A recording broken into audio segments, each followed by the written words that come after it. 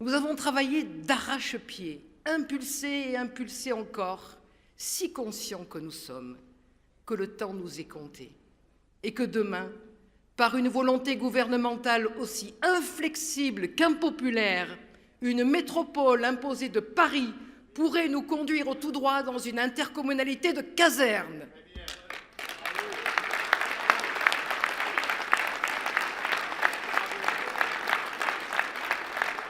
Les maires qui sont ici, les maires des Bouches-du-Rhône et les 6 présidents d'intercommunalité n'acceptent pas d'être relégués au rang des utilités.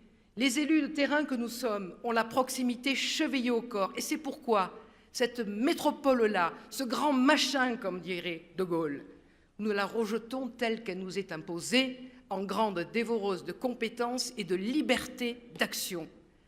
Et nous continuerons à nous battre, tous, même à l'intérieur du grand machin, pour que vous puissiez encore exister en tant qu'Aubagny, en tant que Pénois ou Oriolais, bref, en tant que citoyens d'un territoire à l'identité forte, tel que le nôtre.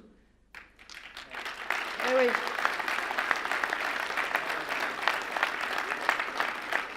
Mardi 27 janvier, hélas, le Sénat a adopté par 192 voix pour et seulement 11 voix contre la fameuse loi dite NOTRe, c'est pas la nôtre, qui confirme malheureusement la loi sur les métropoles. Le gouvernement avance au rouleau compresseur avec une ministre, Marie-Lise Lebranchu, aux commandes, dans le mépris le plus total, mais je pèse mes mots, le plus total, y compris des engagements qui avaient été pris par le Premier ministre lui-même. J'ai fait partie de ceux auxquels Manuel Valls, dans son bureau à Matignon, a assuré qu'il nous avait compris et que la métropole nous respecterait. Nous pensions que la parole d'un Premier ministre avait encore une valeur. Apparemment, non. Aujourd'hui, le message est clair. Vous n'en voulez pas, mais vous l'aurez quand même. Évidemment, je suis républicaine et de surcroît, j'ai porté pendant des années la robe d'avocat. La loi qui sera définitivement adoptée s'appliquera. Mais permettez-moi de dire qu'elle s'appliquera mal, car on ne bâtira rien de bon sans l'adhésion des maires et des présidents d'intercommunalité. On ne bâtira rien de bon dans la contrainte. Ouais.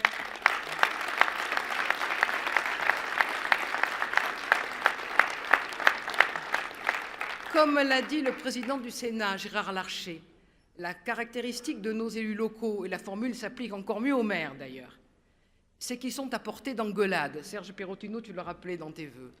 Car si le maire, si l'élu municipal, si le président ou la présidente d'une agglo est à portée d'engueulade, c'est bien parce que tous, ils sont à portée de leurs concitoyens. Et si la commune est une petite république dans la grande, c'est bien parce que l'éthique de ses représentants répond à 3 principes: la proximité, la responsabilité et l'action. Je le dis très clairement, je suis outrée par ce projet de métropole qui va strictement à rebours de tout cela. Le parcours parlementaire du texte n'est pas achevé. L'Assemblée nationale doit maintenant être saisie. Nous ne savons pas encore comment tout cela va évoluer et si demain, d'autres décideront réellement pour nous. Quoi qu'il en soit, sachez-le, la menace ne nous transforme pas en statue de sel, au contraire. Et c'est précisément pour cela qu'en 9 mois, nous avons conçu, porté et donné naissance, avec une énergie démultipliée, à des projets vitaux pour nos communes et notre territoire, que nous voulons faire avancer très vite pour qu'ils ne puissent plus être remis en cause demain. Quelle que soit la nature des relations futures que nous aurons avec cette métropole, nous y arriverons avec des dossiers avancés, convaincants, financés, qu'elle n'aura pas d'autre choix que d'intégrer dans le pacte financier et fiscal qu'elle aura à conclure avec nous.